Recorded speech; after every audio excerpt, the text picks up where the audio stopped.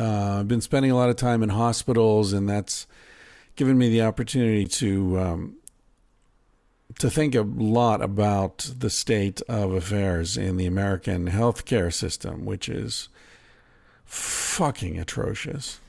Yeah, it makes me. I had this idea for another line of T-shirts that says "Live slow, die fast."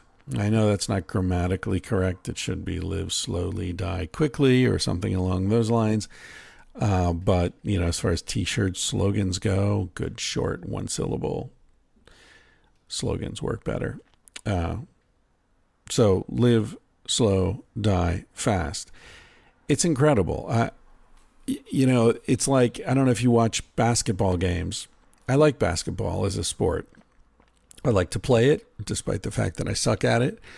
I like to watch it. I think it's incredibly athletic, and some of the things that people do are just superhuman. I like the flow of it. I like the movement. It's very fluid, and it's kind of like soccer, but on a much more compressed space and time scales. But the problem with basketball, unlike soccer, is that you get down to the last few minutes and all the flow stops. It becomes this very obstructed, interrupted, jerky, quick, they pass the ball and call timeout. Oh, then we go to commercials. Okay. Now we're back. All right. Now, Golden State has possession. So what are they going to do? Oh, they pass it in. Blah, blah, blah. Oh, they get fouled. And, okay, now he has to shoot 2 foul shots, and that's going to take a while. Okay, he shoots a couple foul shots. Oh, and now the other side, they get the ball. They pass it in. Oh, they get fouled. Oh, and the other side calls timeout. Let's go back to some more beer commercials. It's complete. It loses all the drama. It loses the sort of I don't know, the theatrical integrity of it. Even when it's totally obvious what the outcome's going to be. One team is down 15 points. There's a minute left. There's absolutely no way in hell the other team is going to catch up. It's mathematically impossible, but still they will foul to stop the game, force the worst foul shooter on the other side to step up and shoot some foul shots, and then they'll try to score, and then they'll call timeout, and they'll do all this shit. And what it does is it ruins the fucking game. And this is one of the reasons I continue to love soccer, despite all the problems, all the rolling around, pretending you're hurt, all the bullshit. It's 45 minutes of play. No beer, no trucks, no timeouts, just play. And then you take a pause, everybody goes, takes a piss, gets another beer, does what they have to do, makes their phone calls, whatever, come back, another 45 minutes, uninterrupted, except for fouls, but even that's very quick. The game continues, the flow of the game continues. And so you can experience it as one event, as opposed to all these tiny little fragments of something that seems like it should be an event. And that's what I see in hospitals. The hospital that my dad's in is Cedars-Sinai in Los Angeles. It's a big fancy hospital. And I guess you only get a room there if you have very good insurance, and my dad has great insurance. So I go to visit him. I walk down the hallway, and it's room after room after room of old people who, I'm not diagnosing anybody, but I don't see anybody in there that it looks like they're going to go out and live a life. It looks to me like this is the stoppage time at the end of the game. This is where everything is interrupted. The natural flow toward death is interrupted. And we consider this to be some sort of triumph of technology. The amount of resources that are going into keeping these people standing there in the doorway between life and death is incredible. The CAT scans, the MRIs, the X-rays, the antibiotics, all the stuff, all the doctor time. There are 5 or 6 doctors coming in and out of my dad's room every day. Why? Why? He's not going to go home. He's not going to go get a job. He's not going to go back to his life. His life is over. The game's over. The other team's up 20 points. There's a minute left. Why are we dragging this out? The problem with one of the problems with the American healthcare system is an absolute refusal to accept the inevitability, the necessity, and, dare I say it, the beauty of death. A life should flow like a soccer game. It should not be interrupted for fucking beer and truck commercials or MRIs or, artificial fucking hip surgery on 90-year-olds. This is nonsense. And meanwhile, we've got kids and young people who do have a life to get back to, who have kids, who have jobs, who are in the midst of the game. They can't get health care. They can't get fixed and sent back onto the field because they don't have the insurance. They can't afford it. And so the whole thing is set up to just extract wealth from old people, whether it's through their insurance companies or by forcing their family to put their house up, sell the fucking house so you can pay for all this unnecessary bullshit. And the person who's going through it isn't even benefiting from it.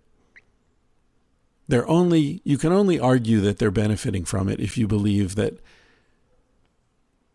death is worse than any type of life, than any shadow of life. And I think that's the unspoken assumption underlying this whole approach to medicine in the United States. And that's fundamentally untrue.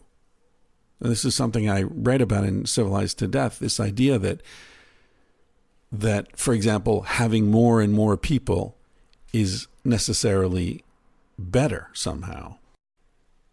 Often when I get into this discussion about civilization and its malcontents, which I guess I'm one of them,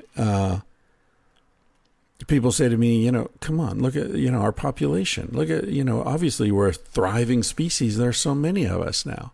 So there's this idea that total life is somehow a measure of quality of life, whether it's how many of your species exist on the planet. So, we're the, dominant species because there are 7 billion of us. Well, there are, probably 30 billion chickens, but nobody calls them a dominant species. How many fucking pigs are living in cages on the planet right now? They're not a particularly dominant species. But that's one of the measures that people like Steven Pinker and Matt Ridley, these champions of progress, love to trot out. Another one is another sort of simplistic quantitative measure of life is how long we live. So Steven Pinker was on the Bill Maher show last week and touting his book, Enlightenment Now, which argues that, this is the best time ever in the history of the world and progress is undeniable. And, just look at the data, look at the numbers. Well, the first thing he said when Bill Maher asked him to sort of outline his argument, he said, well, everything's getting better. Look at life itself. I think I'm pretty much quoting him here. He said, I don't know what it was, 300 years ago or something, human life expectancy measured at birth. He said that as an aside, measured at birth, was 30 years around the world. Now it's the world global average is 72 years, and it's going up even in developed countries. Now, you've heard me rant about this before, so I won't go into it, but that gives people the impression that the quantity of life that people had 300 years ago was 32 years, and now it's 70-something. Undeniably, much, much better, doubling. Well, of course, you've heard me explain many times, or if you read Sex at Dawn, you have read the explanation for why that is bullshit, why they know it's bullshit, people like Pinker and Ridley and others who use those sort of statistical mumbo-jumbo hocus-pocus to make that point. But it leaves a very strong impression, and it's bullshit that is very believable to people who are hungry to believe this and primed to see evidence for progress even where it isn't. So that's another measure. I mean, we've gone into the whole infant mortality thing. You know about that. If you don't, just, look it up. It's on my blog on Psychology Today. I think it's on my webpage. There's a blog space where I reproduce some of those articles. But even just like looking beyond the infant mortality bullshit, 72 years, that's okay. Let's say that's standard life expectancy now. How many of those years in the United States? It's closer to the mid 80s, I think, for men and women. Women 86, men 83, something like that. How many of those are years of life, as opposed to this? The last minute of the basketball game takes 20 minutes. The first 20 minutes takes 30 minutes, because they don't put as many commercials in there. So they pack all the commercials in. So these, my father's still alive right now, technically, but he's not living. But when the numbers are calculated, his age of death will be greater than what it was yesterday. It'll be greater than what it was 3-4 months ago. But he wasn't living then either. So we need to define what it means to be alive. When someone has Alzheimer's and doesn't recognize anyone from their life, their kids, their partner, their friends, they don't recognize anyone. Is that person alive? Is that Bob, who we all knew, who 5 years ago we were sitting around playing poker with? Now he doesn't know us. Is that still Bob? I don't think so. Bob doesn't think so. Bob doesn't know what the fuck's going on. Is he alive? And I'm not saying these are simple questions, and I'm not saying I have the answer to them, but I am saying that life is something that needs to be measured with a matrix that's a little more nuanced and comprehensive than minutes or years. And the last thing I wanted to say about this is when I walk down that hallway in the hospital and I see all these people on various types of technological life support standing there, trapped at the threshold between life and death, it occurs to me how utterly unnatural and historically unique it is to see human beings in that state. Because in the hundreds of thousands or millions of years that we've existed, depending how you define we, none of us has ever persisted in a state like that